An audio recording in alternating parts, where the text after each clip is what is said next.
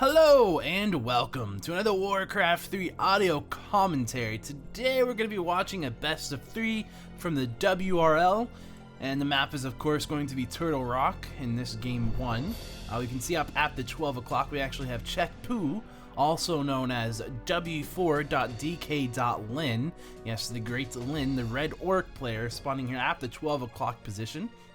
And he will be playing against, indeed, IAM.EleGant, a Night Elf player going to spawn in as the blue Night Elf, in fact, down here at the 5 o'clock position. And of course, we will go ahead and see that EleGant, or IAM.EleGant, because I am, frankly, but I mean, so is he. We're both elegant. But yeah, he's going with a Demon Hunter, and of course he is, but mostly me. And he's gonna be Ancient of War creeping, actually, this green camp. Pretty standard stuff there. And of course up here we can see a Blade Master is on its way out. There's a barracks, of course, and that will finish fairly soon. And allow him, Lyn, Poo. I like Poo too, but Lyn is his common name. Is going to go ahead and make a grunt. Of course, that's going to work out pretty well for him, as he will probably decide to creep a little bit. I'm not quite certain as to what he'll do. We'll have to wait and see. But of course, you can see down here, elegant, or I am elegant, because I am. I'll stop doing that joke, because he's going to just start that AOW creep right here. And of course, to actually fall back into a more regular casting voice, because I'm not really sure what that was all about. We're going to see that Demon Hunter going to come out, and he's going to get the last hit on this giant sea turtle, take the item, which is going to be a Mantle of Intelligence. And then he's going to run away, and he actually decided, why not finish off the other creep, because it was low. Here we can see there's a Blade Master and a Grunt. Where's the shop? Here's the shop. Tech has started for the Orc player. Here you can see him selling his TP and picking up a Circlet as well as a Dust. Of course, that Demon Hunter, I think, wanted to pick up the Dust himself, but no chance, Buster. That Blade Master was a little bit quicker. That's what happens when you decide to not, to go for that second little turtle there, which was actually a bit of a bad decision, as it turns out. And of course, you can actually see the Demon Hunter. He's I'm going to actually be able to there force another Windwalk simply by running back to his base, because he was like, well, if those items just got bought, then that means the Blade Master is probably running straight towards my base. I'm going to try to kill a Wisp, and indeed, we're going to see that happen right now. Here comes that Demon Hunter. He ran away.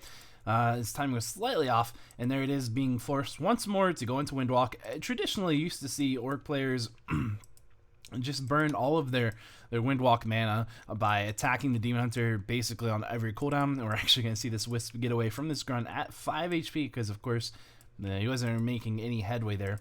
But what would happen is the Blade Masters would simply burn all their mana on the Demon Hunter, and you can still occasionally see that if the Demon Hunter decides to push to the Orc's base, but it's not really good.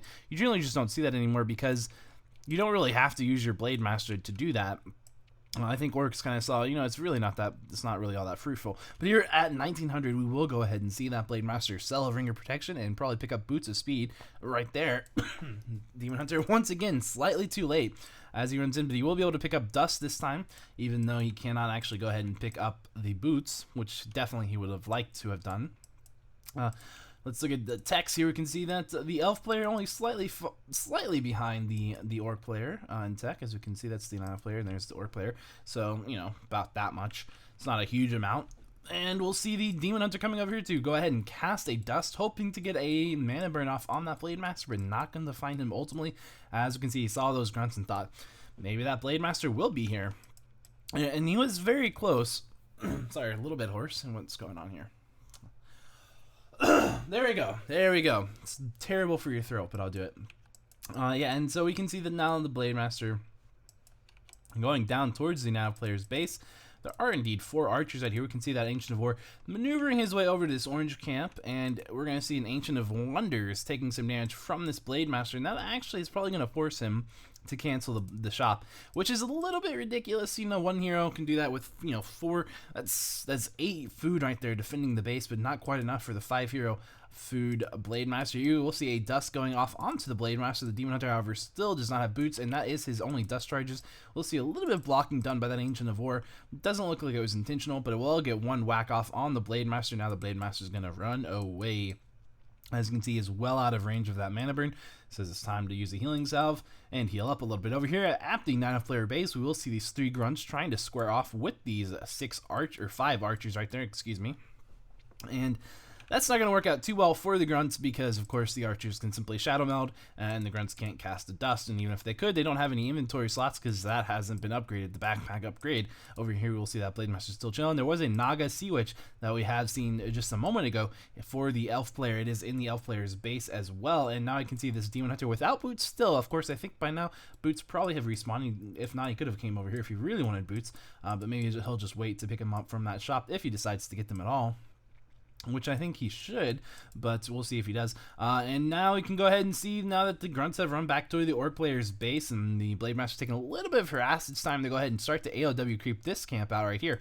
And of course, the Blade Master, or the Demon Hunter, really wanted to go ahead and get a mana burn on that Blade Master. Unfortunately, not going to happen, which means that the 9-elf player isn't going to try to go for this gargantuan creep. He's going to go for a different one and try to force the Blade Master to actually go ahead and open up on a different turtle or an archer. That way, he can stop the Blade Master from stealing the item with a mana burn just like that. It says, I definitely know you don't have enough mana now to come over here and windwalk and steal this item. This is a very valuable item. As you can see, it's a 15-second invulnerability potion, a great item. It's a big consumable.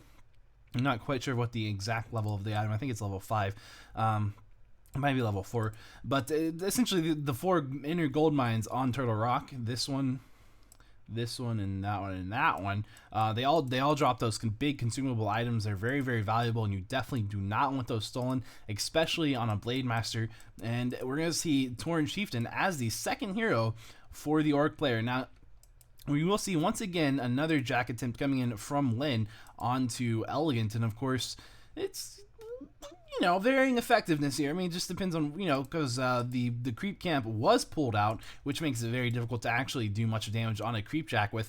And furthermore, I mean, as you can see, this is working out pretty well, I would say, for both players. It's not really doing too bad. But, I mean, Elegant did manage to pick up some more experience than Lyn. As you can see, Lyn is still sitting at level 1 on that Blade Master. Actually has more experience, as you can see, on the Tauren Chieftain than on the Blade Master. Whereas we do have a level 2 Demon Hunter and a Naga Sea Witch that has, I think, more experience than the Tauren Chieftain. But up here, we will go ahead and see that this is going to be crept out now by Lyn. And Elegant will come up here and say, I want to go ahead and do some damage there myself, because I can see I have that Fairy Fire on your Blade Master. It's like, I know you're doing it. Oh, we do see a Tome of Experience being picked up now by that Tauren Chieftain. And who is going to manage to pick up the experience for that troll? It will be the elf player Elegant. We're going to see a grunt going down here. Fighting without the Blade Master present is not the greatest thing for Lyn right now. He's going to go ahead and try to speed scroll away these raiders.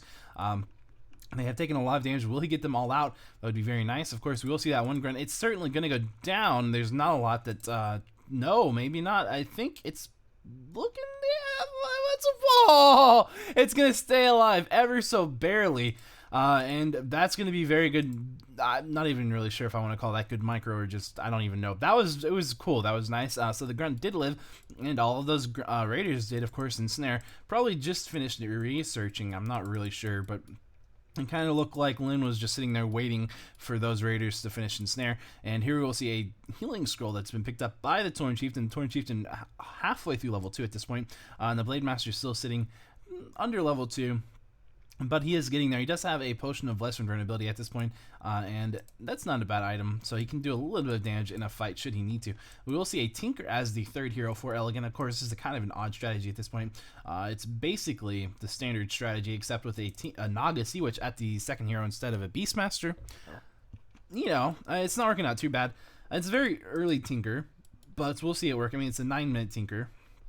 But this fight will actually go underway. Of course, Cyclone now has been researched. That Shockwave going to hit a couple of units right there, and we will see some Druids of the Talons turning into those Crow form to get away at 2 HP. Of course, that's brilliant when you do that. And here we'll see an Archer going down. Of course, they can't actually go Crow form while they are entangled, or ensnared, I should say. And this fight, it's looking pretty good for Lyn. Lyn's doing pretty good right here. So we're going to go ahead and see this Archer. The Archer's going to die. The Dot's going to die. Lyn's sitting pretty nice. I'm not sure that the Naga Sea Witch is working out as well as Elegant wanted. Elegant was ahead, I think, in terms of experience, in terms of map control there for a little while. He played it really well in the early game. Of course, Lyn did get the better situation in terms of shop items, but, I think Elegant wanted to go for a very aggressive play with that Naga Sea Witch, and as you can see, he's playing very aggressive right now. He's even, just the fact that he's fighting this is very aggressive, I think. But it doesn't look like it's working out too well. We're going to see that Raider almost going down, going to get healing scrolled. And I'm not sure if it's still going to go down. It could still go down. We will see a potion, that 15 seconds of invulnerability being popped on the Demon Hunter. He's just going to go ahead and use that and try, of course, get some kills, get some chase kills there. And we will see these Spirit Walkers, of course, getting away at very, very low HPs. And now we're going to see him being staffed out, the Demon Hunter being staffed out, and the Naga Sea Witch actually going to go ahead and TP, which I think is a little interesting. I think he might have been a little better off if he had just passed that staff to his Demon Hunter and staffed the Naga while he was still invulnerable on that Demon Hunter and ran away that way. I think it would have been much more cost efficient. But hey, that's okay. EleGant's a very good player. I'm not going to really criticize him. Now we do have, well, I kind of did. But I think it's a valid criticism. I'm just saying, he might have did it the right way. I don't know. I could be wrong. I absolutely could be wrong. Maybe I didn't notice something important. Like maybe he got a kill and if he had done that, what I suggested do in the middle to get a kill on a unit. So I don't know. But anyway, doesn't matter. We have a Wisp coming up this way. The Wisp is going to be a little bit of a scouty Wisp. He's going to try to run away. He's trying to try his best to not die here. And he's going to maybe make it, but that Blade Master has actually decided, hey, I'm going to come for it. Here we're going to see him go ahead and pop up that building. That was clever and detonating. What that caused was it caused these creeps over here to aggro because he's like, I think Lyn probably wants to come over here and creep this. And so by doing that, he's actually been able to go ahead and have 2 extra Bloodlust casts on these units than otherwise would be normally cast. So now it's going to be a little bit harder for Lyn to creep it. Not much harder, of course, with Ensnare and being able to pull the creep camp out just like that. You're never going to make it too hard for this army, but it does make it a little bit harder, and that's always brilliant. Of course, down here we'll see that the Orc player is creeping that red. Meanwhile, EleGant is over here creeping another orange camp in the middle, so he's going to get another big consumable item. And that actually gives him pretty close to a red camp right here you could potentially creep, a red camp right here you could potentially creep, or a shop that will give him invisible reveal, and a nice bit of I don't know, whatever you want to call it. Of course, the item he got was a Scroll of the Beast. Probably the worst item that he could have had drop from that camp in that situation. I think he just went ahead and sold it. Yeah, I don't think he really needed it. And at the same time, we can see that Lyn will attack EleGant's base, going to force EleGant to TP back. And of course, he's going to have to try to defend the Moonwells, but he has to TP behind the Moonwells. He can't really take a fight in the open part of his base right now. His army simply isn't going to be able to match it. If we look at this food count, we can say he's now down to 41 out of 40 food compared to Lyn's 49 out of 60. So if Lyn, gets maybe to 600 gold and then says it's time to break, he can do a considerable amount of damage. And if he goes ahead and throws down another burrow, I wouldn't be surprised to see that. And then maybe breaking right around the time that burrow that he's about, if he throws down, finishes. That's a pretty standard way to do it as well. You have options. And meanwhile, though, we're just going to see Lyn creeping. He's going to go for this turtle camp. And what item does he get? He gets a Scroll of the Beast. So 2 Scrolls of the Beast have dropped actually on this map so far from these inner creeps. It's not actually a bad item for Lyn, though. I mean, he might still sell it. It's 200 gold. It's not a hugely needed item for him, and it's something that's mainly going to be best on his Blade Master, but the Blade Master will probably get cycloned as soon as he casts it, probably, which would dispel it. So it's not super useful that way, but it's actually useful still for all of his units. If he wants to come in here and go for some base race or base raiding and pop it, he can do a lot of damage with those raiders. And we'll see if he just decides to wait until a more efficient use during a team fight.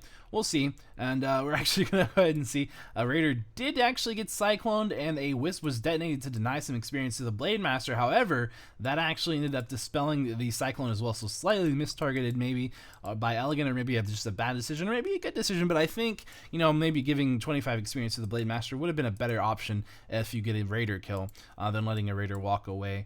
So I don't know, but now you can see Lyn has actually broken. He is at 54 food. Let's see, when did he just now broke right about the time that burrow finished. Yeah, so the pretty standard build right there. Pretty standard decision making. And down here you can see, of course, for EleGant, he is at 38 out of 30 food. Going to be going up against 54 out of 70. Soon going to be even more than that. He is in a little bit of trouble. EleGant is going to have to get creative if he wants to survive this game. And here we can see he does have a TP. It's on the Naga, I'm sorry. And we can see a level 3 Demon Hunter, a level 3 Naga Witch, and a level 2 Tinker. What items will he purchase? He will go ahead and pick up, I think, just the Scroll of Healing right there. Maybe that Potion of Lesser Invulnerability as well. And over here we can see a Scroll of Healing on the Blade Master, Scroll of Healing on the Torn Chieftain, and here comes the TP as well as that Scroll of Beast on that Blade Master. So we might see that getting popped here in just a moment. A beautiful shockwave going to hit that TP in an army, and of course that's not ideal. You want to try to spread and maximize your efficiency, but here we will for the elf player, of course, when you're so far behind. But we're gonna see that Scroll Beast has been popped, as well as another great shockwave, and Elegant now is definitely in the ringer. He's definitely far behind. Of course, we're gonna see that Tinker Factory Workshop going down. It's gonna be very quickly focused and killed. We'll go ahead and see that the Naga, as it's taking some focus fire, will have a potion of healing passed to it, I believe, from the Demon Hunter, and that Tinker also in a bit of trouble. He's going to have a potion of healing as well.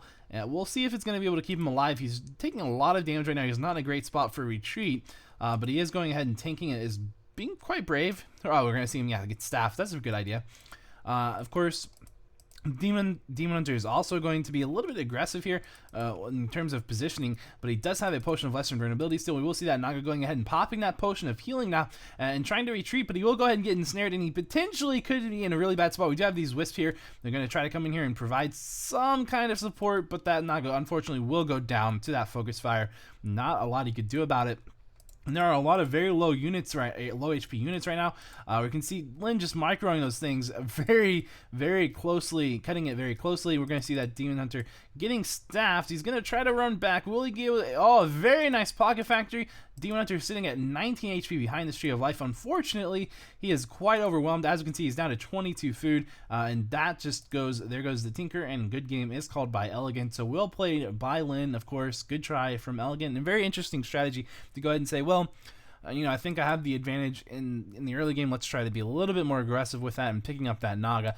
Didn't work out ultimately, but it was very interesting nonetheless. Hopefully you guys enjoyed it. That was game 1. If you'd like to check out game 2, you can click right here for the annotation, and you just click it, and we'll see you in game 2. Hope to see you there.